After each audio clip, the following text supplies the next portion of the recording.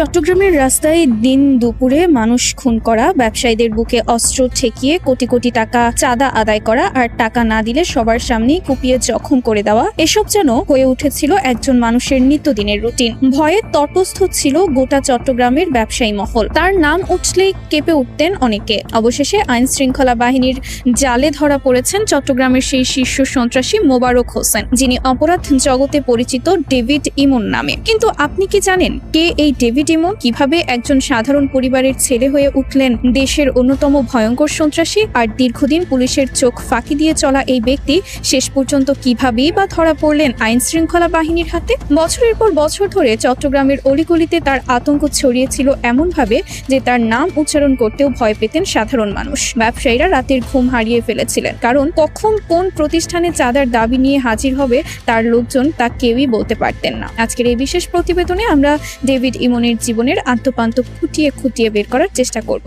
কিভাবে একজন সাধারণ কিশোর ধীরে ধীরে পরিণত হলেন একজন ভয়ঙ্কর সন্ত্রাসীতে, আর কিভাবেই বা তার এই দীর্ঘ অপরাধ সাম্রাজ্যের পতন ঘটল।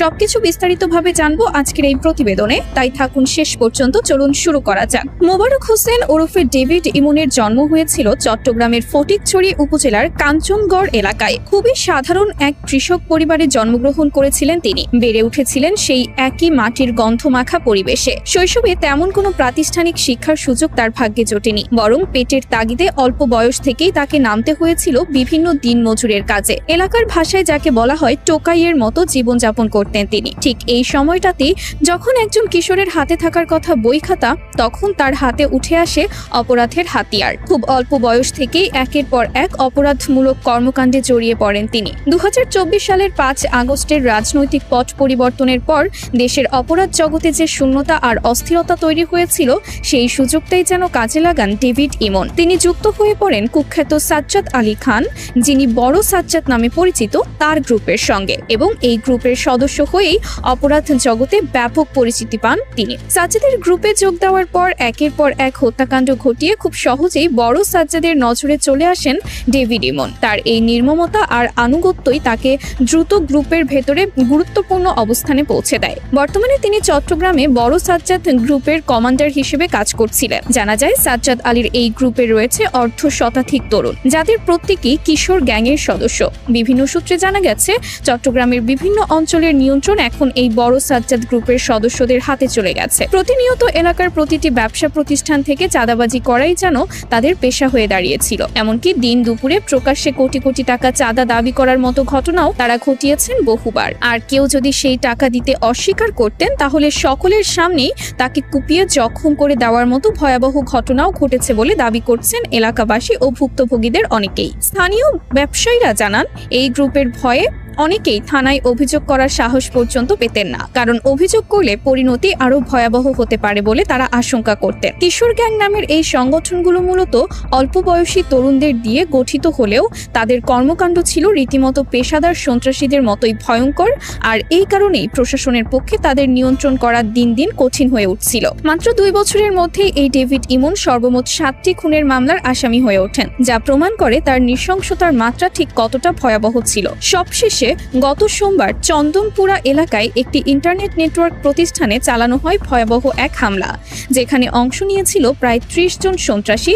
আর জানা গেছে তারা প্রত্যেকেই ছিলেন বড় সাজ্জাদ গ্রুপের সদস্য, যাদের নেতৃত্বে ছিলেন এই ডেভিড ইমন নিজেই। গত 13 জুলাই দুপুরের দিকে চন্দনপুরা এলাকায় digital.net, সংক্ষেপে DDN নামের প্রতিষ্ঠানে হামলা চালিয়ে নগদ 35 লাখ টাকা লুট করা হয়। শুধু তাই নয়, একই দিনের সন্ধ্যাবেলায় সেখানে থাকা আরেকটি ইন্টারনেট সেবা প্রদানকারী প্রতিষ্ঠানে হোয়াটসঅ্যাপে কল দিয়ে সরাসরি চাঁদা দাবি করেন ডেভিড ইমন, যার একটি কল রেকর্ড ইতোমধ্যেই সোশ্যাল মিডিয়ায় ব্যাপকভাবে ভাইরাল হয়েছে।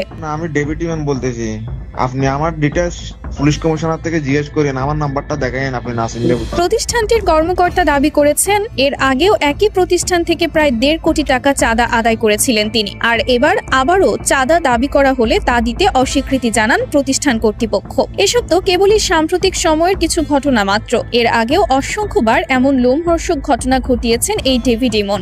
বর্তমান বাংলাদেশের অন্যতম দীর্ঘ সন্ত্রাসীদের তালিকায় তার নাম এখন ওপরের সারিতেই উচ্চারিত হয়। এছাড়াও চলতি বছরের 28 ফেব্রুয়ারি স্মার্ট গ্রুপের পরিচালক মুজিবুর রহমানের বাসভবন লক্ষ্য করে কয়েক রাউন্ড গুলি চালায় এই সন্ত্রাসী চক্র। এই ঘটনার নেপথ্যের কারণ ব্যাখ্যা করতে গিয়ে মুজিবুর রহমান জানান, ডেভিড ইমন তার হোয়াটসঅ্যাপে একটি বিদেশি নাম্বার থেকে কল করে কয়েক কোটি টাকা চাঁদা দাবি করেছিলেন এবং তাকে দেওয়া হয়েছিল মাত্র কয়েক ঘন্টার আলটিমেটাম। সেই সঙ্গে হুমকি দিয়ে বলা হয়েছিল, ব্যবসা যদি চালিয়ে যেতে চান তাহলে চাঁদা আমাদের দিতেই হবে, আর যদি চাঁদা না দিতে পারেন তবে আপনার ব্যবসা করার প্রয়োজন নেই, এখন থেকে ব্যবসা করবে আমাদের ছেলেপেলেরা। সবচেয়ে চাঞ্চল্যকর বিষয় হলো, যখন এই গুলিবর্ষণের ঘটনা ঘটে তখন সেই এলাকায় পুলিশ প্রশাসনের নিরাপত্তা ব্যবস্থাও বহাল ছিল। এই কড়া নিরাপত্তার মধ্যেও কিভাবে একাধিক রাউন্ড গুলি চালানো সম্ভব হলো, সেই প্রশ্নের সন্তোষজনক ব্যাখ্যা আজও দিতে পারেনি পুলিশ প্রশাসন। জানা যায়, ডেভিড ইমন একাই বহন করতেন অন্তত 15 থেকে 20টি আগ্নেয়াস্ত্র, আর যে কোনো ধরনের অস্ত্র চালানোর ক্ষেত্রে তিনি ছিলেন রীতিমতো দক্ষ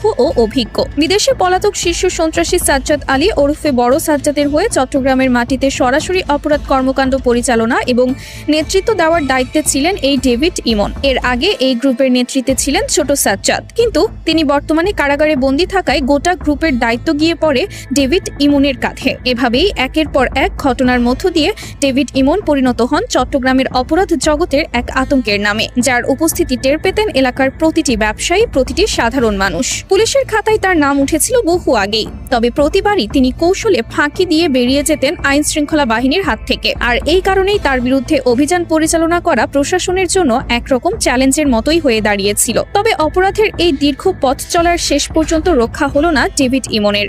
গতকাল যশোর সীমান্ত দিয়ে ভারতে পালিয়ে যাওয়ার মরিয়া চেষ্টা চালান তিনি এবং তার সঙ্গীরা। তবে তার আগেই গোয়েন্দা সংস্থার তথ্যের ভিত্তিতে মঙ্গলবার রাতেই ডিবি পুলিশ এবং থানা পুলিশের একটি বিশেষ দল অবস্থান নেয় যশোরের ঝুমঝুমপুর এলাকায়। রাত 3টার দিকে চালানো পুলিশের কড়া তল্লাশি অভিযানে অবশেষে সীমান্ত এলাকা থেকেই আটক হন ডেভিড ইমন এবং তার 3 সহযোগী। প্রাথমিকভাবে তাকে চেনাই যাচ্ছিল না, কারণ নিজের গোঁফ কেটে ফেলার কারণে তার চেহারায় এসেছিল আমূল পরিবর্তন। তবে পরবর্তীতে তার কণ্ঠস্বর এবং আরো বেশ কয়েকটি বিষয় খতিয়ে দেখেই নিশ্চিত হওয়া যায় ইনিই সেই কুখ্যাত ডেভিড ইমন। বর্তমানে তাদের সবাইকে কারাগারে পাঠানো হয়েছে, আর দেশের সাধারণ মানুষের একটাই দাবি, তাদের যেন সর্বোচ্চ শাস্তি নিশ্চিত করা হয়। অনেকেই মনে করছেন, যদি এই ধরনের অপরাধীদের কঠোরতম শাস্তি নিশ্চিত করা যায় তাহলে ভবিষ্যতে আর কেউ নতুন করে সন্ত্রাসের খাতায় নাম লেখানোর সাহস পাবে না। ডেভিড ইমনের এই গ্রেফতারের ঘটনা একদিকে যেমন স্বস্তির নিঃশ্বাস ফেলার মতো একটি খবর চট্টগ্রামের সাধারণ মানুষ ও ব্যবসায়ী মহলের জন্য, ঠিক তেমনি এটি প্রশ্ন তুলে দিয়েছে প্রশাসনের নজরদারি নিয়েও। কিভাবে এতদিন ধরে একের পর এক খুন, চাঁদাবাজি আর